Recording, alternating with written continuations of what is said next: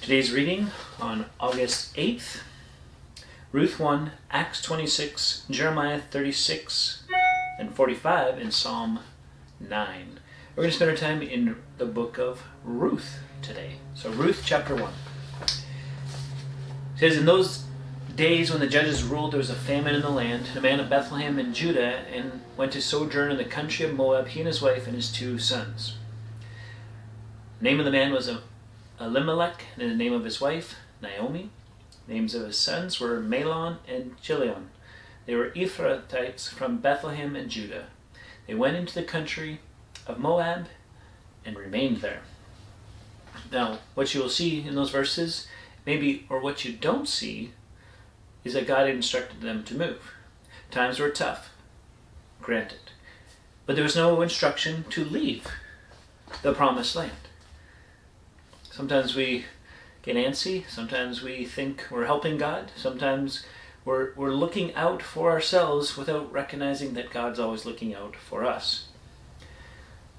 Now, when we do things like this, as we're going to see in the story of Ruth, who's yet to be mentioned, God takes and makes all things work together for good, for those that love Him. That's the amazing thing. Because what happens here, Elimelech dies, and the 2 sons take Moabite wives, Orpah and Ruth, and 10 years goes by. And then the sons both die. And so the woman, Naomi, is left without her sons and without her husband. She has now daughter-in-laws.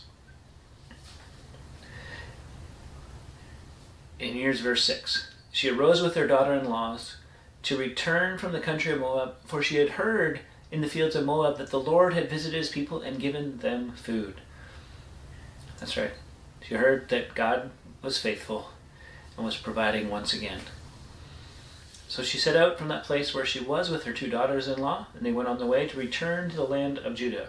Naomi said to her 2 daughters-in-law, "Go, return each of you to your mother's house. May the Lord deal kindly with you, as you have dealt with the dead and with me. The Lord grant that you may find rest, each of you in the house of her husband." She kissed them. They lifted up their voices and wept. And they said, "No, we will return with you to your people." And Naomi said, "Turn back, my daughters. What? Why will you go with me? Have I yet sons in the womb that they may become your husbands? Turn back, my daughters. Go your way, for I am too old to have a husband.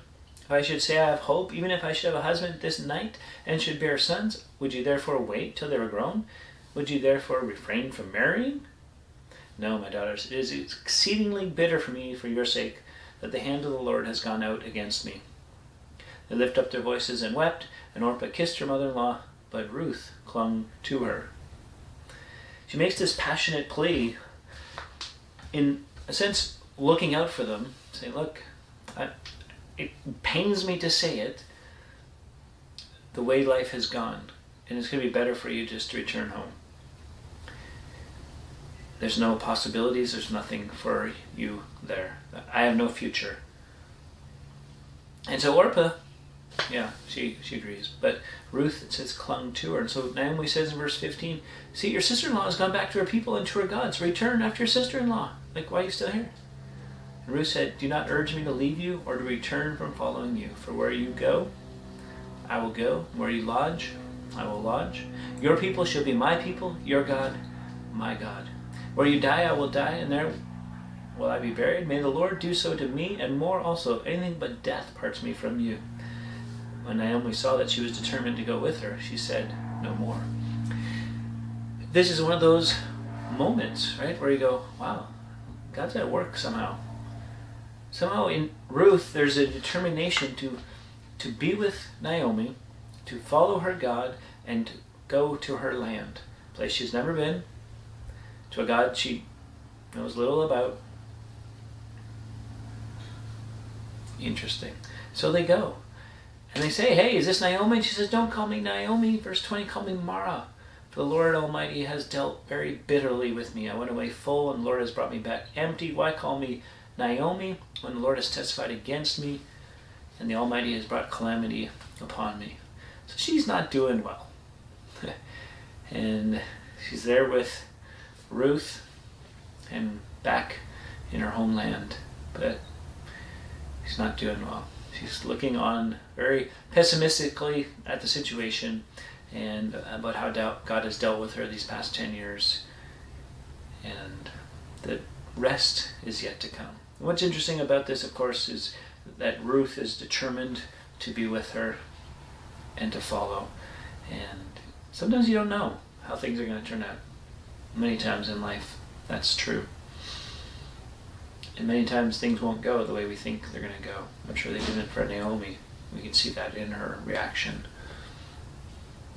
But taste and see that the Lord is good. He's faithful. And He's at work, even when we don't see it. Till next time, keep growing, little by little.